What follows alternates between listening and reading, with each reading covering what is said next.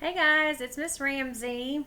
I know that you probably noticed my board in the background. I've actually been in the process of turning my dining room into a classroom, so be on the lookout, not next week, but the next week for videos of me teaching you because that's why I put this whiteboard back there.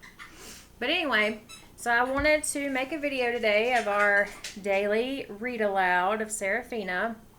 And if you remember, Serafina met a friend named Jess who was trying to warn her because Jess's dad is trying to hunt catamounts. So we're going to see what happens. And she tried to warn her, and Serafina is worried about herself, but she's also worried about her brother and sister. So let's see what she does. And I think that the next two chapters are pretty short, so hopefully I'll be able to read both. Serafina ran through the forest, her 4 furred feet tearing rapidly across the ground, propelling her forward, her body nothing but a black streak through the murky darkness of the trees. The colonel's pack of hunting dogs chased close behind her, running, barking, howling after their prey. She knew from experience that hounds only bayed like that when they were close on the scent.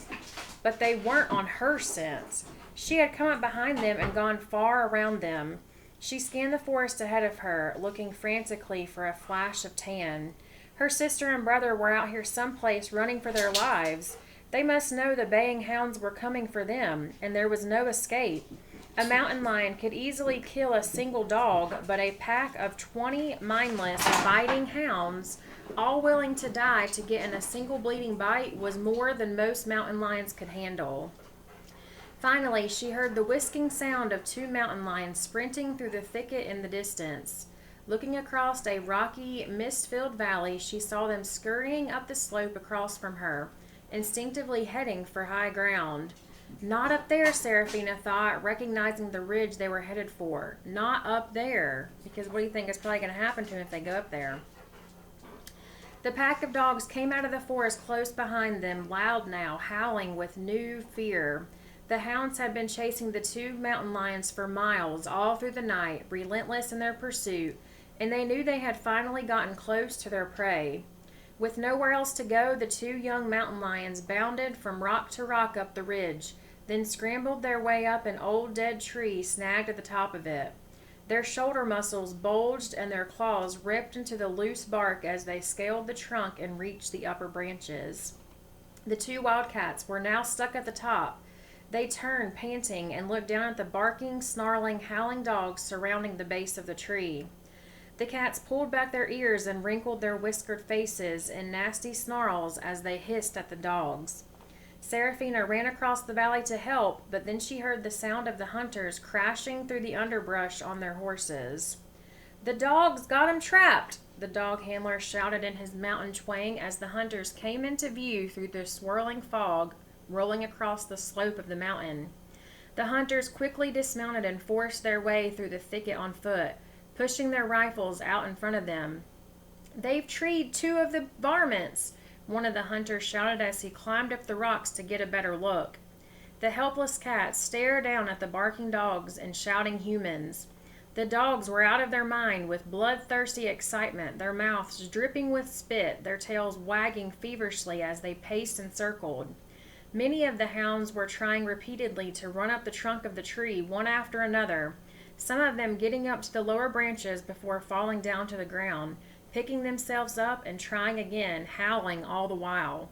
Can you imagine how her brother and sister are feeling? Even lion hunting dogs couldn't climb trees, but the dogs didn't seem to care about it or of their own well-being. They just kept trying over and over again, desperate to sink their snapping jaws into the hides of the big cats.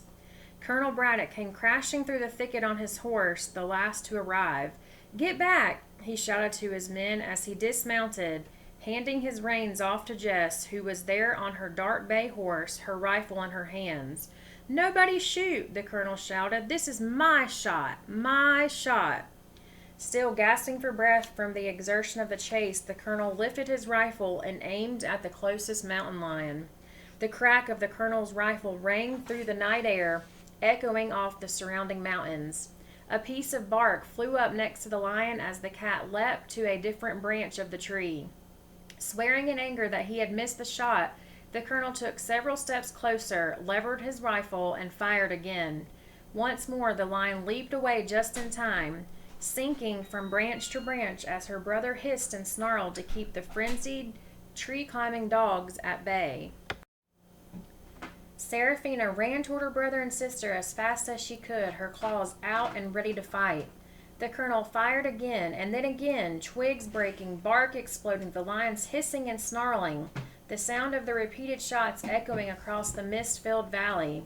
Discouraged by the colonel's poor accuracy, the other hunters began to position themselves to shoot the mountain lions themselves and get it over with. "My shot!" he screamed again as he moved closer. Serafina ran straight toward them, her powerful chest expanding with raging power. She was almost there, but on the colonel's next shot, she heard the bullet twack into her sister's body. Serafina watched helplessly as her sister fell from the branch of the tree and tumbled through mid-air, her limbs flailing as she plummeted toward the rocks below. Oh no, her sister got shot. So let's see what happens in the next chapter. Alright, so let's see what happens after Serafina's sister got shot. So let's see what happens. Her sister's body hit a branch as she fell, then hit another and another, until the cat finally flipped upright and landed on her feet, claws out, right on top of the pack of dogs. Two of the dogs yelped in pain and surprise as the wildcat came down on top of them, but the other hounds turned on the lion, lunging at her with their biting, snapping attacks. Serafina leapt into the battle, knocking the largest of the dogs away with a powerful swipe of her claws, then clamped her jaws onto another and pulled it to the ground. She swiped another dog as the two behind her latched onto her back with their teeth. Spinning with a ferocious, angry snarl, she grabbed one of the dogs in her fangs and hurled it down the slope of the mountain. As Serafina fought, her brother came down the tree head first and then leapt onto the backs of the dogs that were biting his wounded sister, sending them into wild, screeching yelps. His sister managed to get to her feet and the two of them dashed away, disappearing into the mist-cloaked underbrush. Serafina felt a quick burst of relief that her sister and brother had escaped, but then one of the attacking dogs lunged teeth first at her throat. Reacting on pure reflex, she cocked her head and snapped the dog's neck in her jaws. As the second and third dog lunged in at her, she swiped at them with her claws. A dense fog had rolled across the ridge like the breath of gulls, making it difficult to see more than a few feet around her.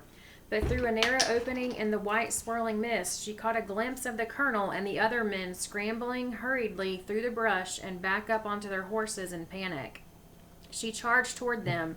She could see Colonel Braddock up on his horse with his rifle in his hands. She moved so rapidly through the underbrush that she was invisible, her long, slinking black body crouched for the kill.